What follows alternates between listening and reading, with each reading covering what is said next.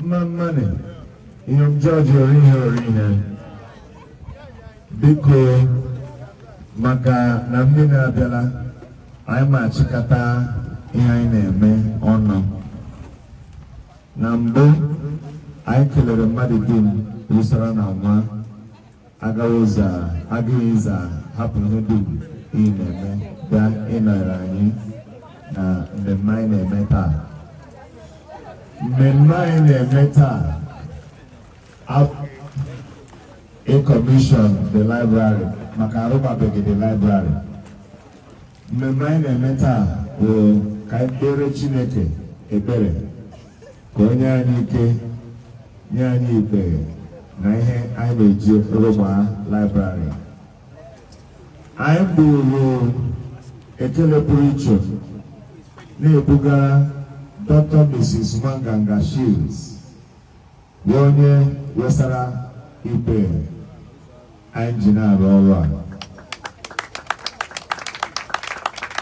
Dr. Mrs. Nwanganga Shields bụ nwanne nne m. She lives in the United States and she is 97 years old.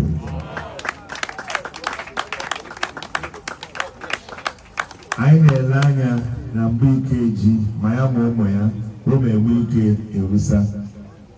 Werusa na mbụ ike ji ọhụ mgbe ọhụ ka anyị na-emepe library a.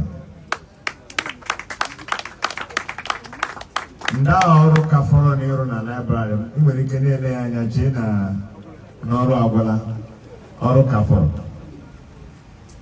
Anyị kwesịrị iti ihe ndị a na-eji vụ na ọkụ nọ na library a 24/7. Solar panels, solar inverters, and batteries. I maintain Starlink internet that guarantees free internet for Mama Daneba na Roro. I maintain computers Mama Majina Roro.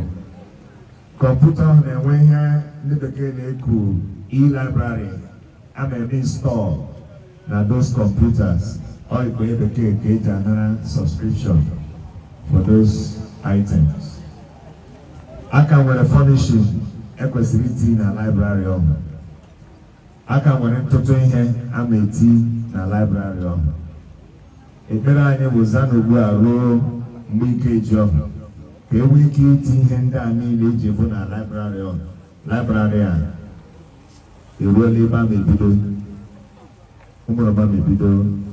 You were a man here for a royal. Oya wo ihe kaforon. Ilanya I can wear ọrụ ya marụ iji vụ na library a dịtụ mmiri elanya ma ị nọrọ n'ezi na-elebaga ya anya. So ọrụ ka dị, akakpụrụ m ọrụ ka dị, anyị ka marụ na library ọhụ. So ihe anyị bịara taa ọkụ